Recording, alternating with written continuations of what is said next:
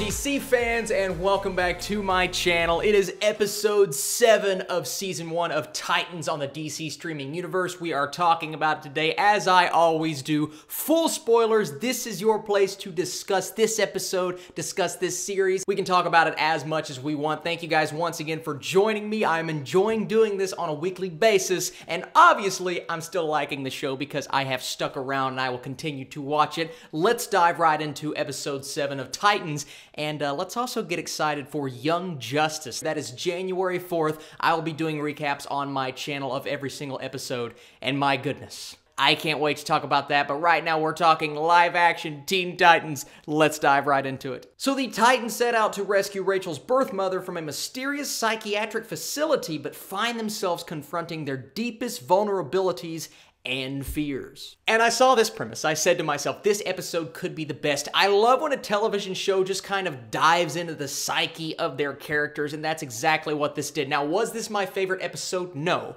I did have some issues, very minor, of course, but I still really enjoyed myself. There's a lot of things to like within this episode, and there is a lot of character exploration, especially when you're talking about Rachel and Robin. We get to explore Robin once again 2 episodes in a row, and I really like that. It was cool. Not all of it was explained, but we will clearly get our answers eventually, and I loved seeing Rachel's mother finally. We get to meet the real mom of Rachel because you knew she was out there, and did you guys pay attention to that last name? Azarath? If you guys are fans of the animated show, so we start off, and of course, Rachel is going to be the adolescent young kid that she is and sneak into the facility, and I knew she was going to get Gar to go with her. They kind of have a little thing going on right now. We don't know what it's going to develop into. Those two set out on their adventure, and of course, Raven, Starfire, they're going to follow them. Now, when they get in the facility, they all get captured as we expected, and each one, they're being worked on by these evil corporate people, and then our main dude from the beginning escapes.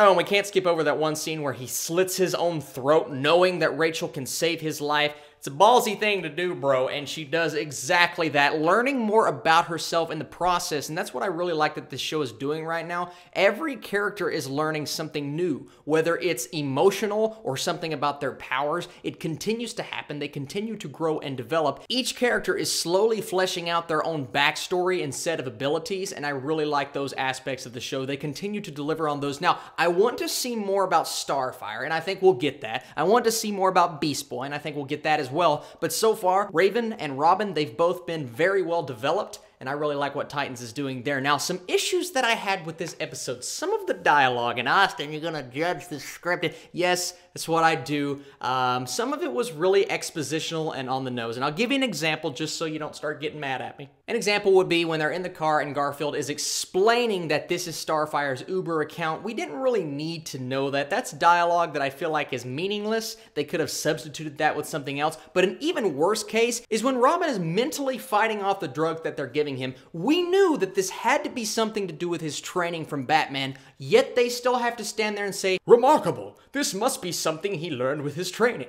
First of all, the delivery was just as bad as I delivered it just now, and second of all, we didn't need to know that. We kind of assumed, and even if we weren't correct in our assumptions, that's not something that needs to be spelled out to us. We're either going to figure it out, or it's something that we don't need to know, and this episode especially continued to give us dialogue that was just super full of exposition. It's annoying when you're really enjoying a show, and every now and then you get something that gets under your skin and gets on your nerves so much, and that's what this episode continued to do. Now, I still enjoyed the episode. I had a good time learning more about the characters, and the whole concept of the asylum was really cool.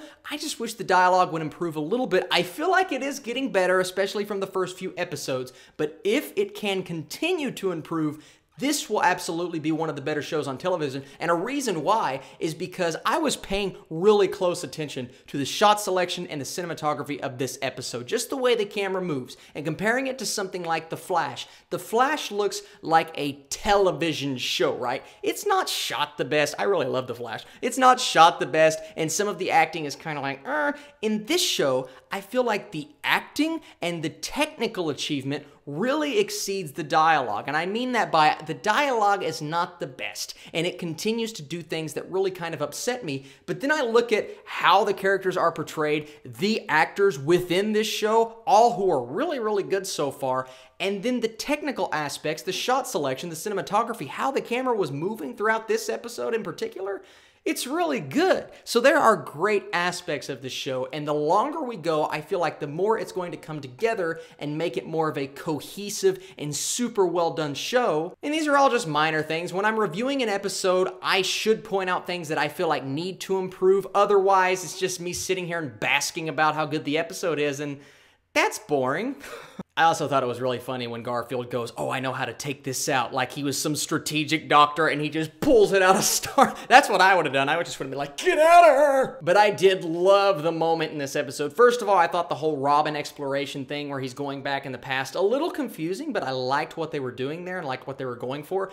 But Garfield feeling that pain and emotion the first time he bit or really killed somebody, I thought was great when he transformed back into a human and really just sat and thought about what he just did. I love that moment. That's the stakes that we are looking for in Titans. That's exactly what we need. And then of course, at the end of the episode, they set everything ablaze. They get rid of those bad people, and we are off to our next journey. I love the symbolism of the Robin suit burning, and I actually think the CGI was a bit better in this episode too. When Beast Boy transforms, he looked good. His animal looked good.